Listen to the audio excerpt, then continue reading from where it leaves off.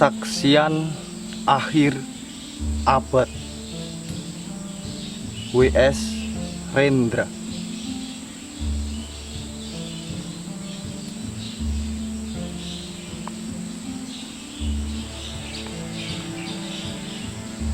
Ratap tangis menerpa pintu kalbuku.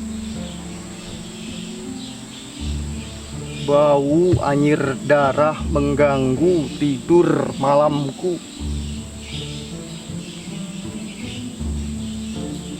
Oh, tikar tafakur. Oh, bau sungai Tohor yang kotor. Bagaimana aku akan bisa membaca keadaan ini?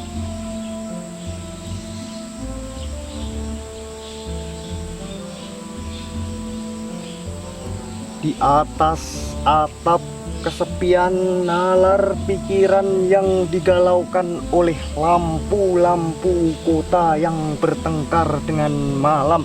Aku menyerukan namamu. Wahai para leluhur Nusantara. Oh, Sanjaya, leluhur dari kebudayaan tanah. Oh, Purnawarman, leluhur dari kebudayaan air. Kedua wangsamu telah mampu mempersekutukan budaya tanah dan air.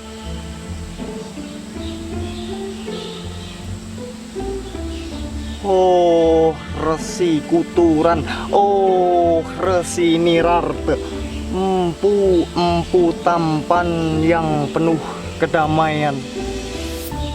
Telah kamu ajarkan tatanan hidup yang aneka dan sejahtera yang dijaga oleh Dewan Hukum Adat.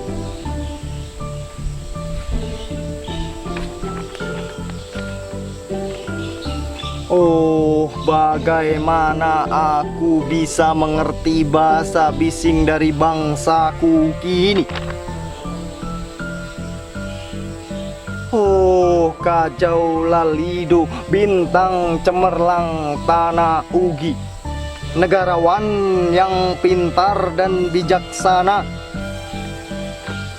telah kamu ajarkan aturan permainan di dalam benturan-benturan keinginan yang berbagai ragam di dalam kehidupan. Ade bicara Rapang dan Wari. Oh, lihatlah wajah-wajah berdarah dan rahim yang diperkosa muncul dari puing-puing tatanan hidup yang porak-poranda. Kejahatan kasat mata tertawa tanpa pengadilan, kekuasaan kekerasan berak dan berdahak di atas bendera kebangsaan.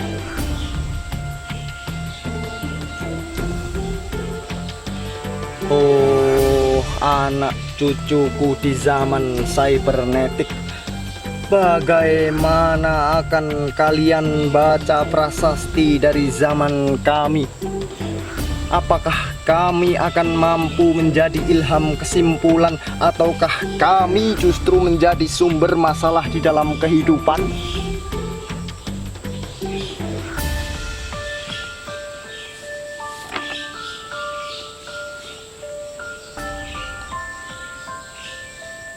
Dengan puisi ini aku bersaksi bahwa rakyat Indonesia belum merdeka. Rakyat yang tanpa hak hukum bukanlah rakyat merdeka. Hak hukum yang tidak dilindungi oleh lembaga pengadilan yang mandiri adalah hukum yang ditulis di atas air.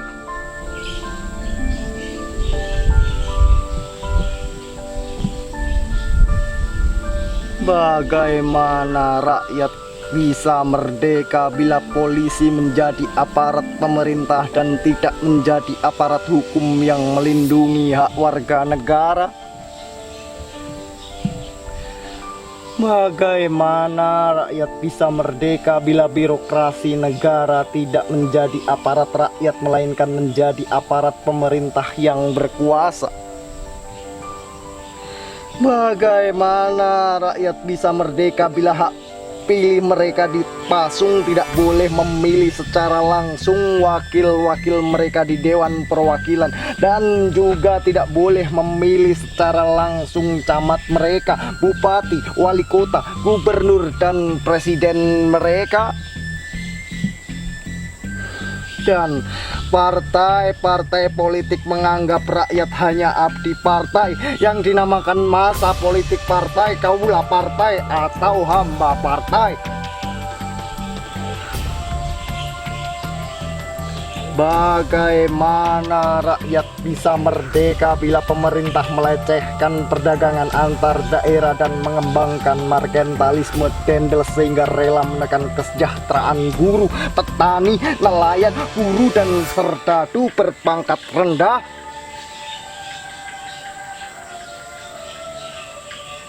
Bagaimana rakyat bisa merdeka bila provinsi-provinsi sekedar menjadi tanah jajahan pemerintah pusat, tidak boleh mengatur ekonominya sendiri, tatanan hidupnya sendiri, dan juga keamanannya sendiri?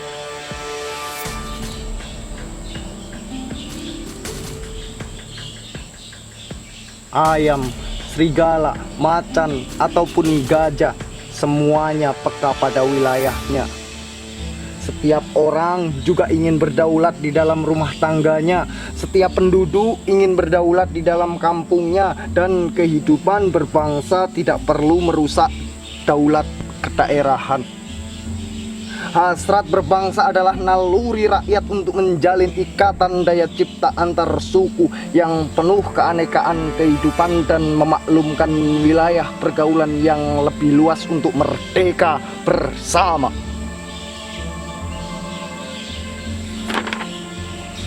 Tapi lihatlah selubung kabut saat ini, penjajahan tatanan uang, penjajahan modal, penjajahan kekerasan senjata, dan penjajahan oleh partai-partai politik masih merajalela di dalam negara.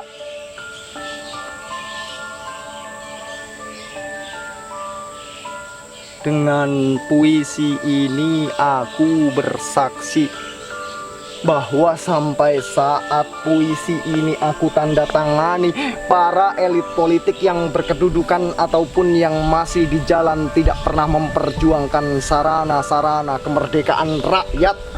Mereka hanya rusuh dan gaduh memperjuangkan kedaulatan golongan dan partainya sendiri. Mereka hanya bergulat untuk posisi sendiri. Mereka tidak peduli kepada posisi rakyat, tidak peduli pada posisi hukum, posisi polisi, ataupun posisi birokrasi.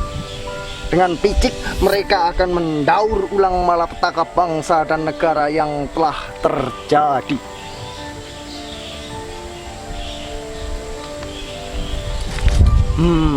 Indonesia. Indonesia. Negara yang kehilangan makna. Rakyat sudah dirusak azas tatanan hidupnya, berarti sudah dirusak dasar peradabannya, dan akibatnya dirusak pula kemanusiaannya. Maka sekarang negara tinggal menjadi peta. Itu pun peta yang lusuh dan hampir sobek pula. Pendangkalan kehidupan bangsa telah terjadi. Tata nilai rancu, dusta, pencurian, penjarahan, dan kekerasan halal. Manusia sekedar semak belukar yang gampang dikacau dan dibakar. Paket-paket pikiran yang murah dijajakan. Penalaran amarah yang salah mendorong rakyat terpecah belah.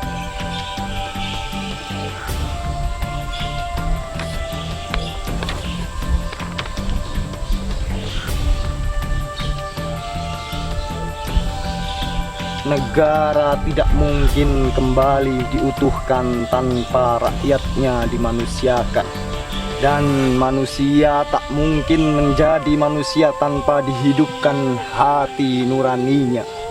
Hati nurani adalah hakim adil untuk diri kita sendiri. Hati nurani adalah sendi dari kesadaran akan kemerdekaan pribadi.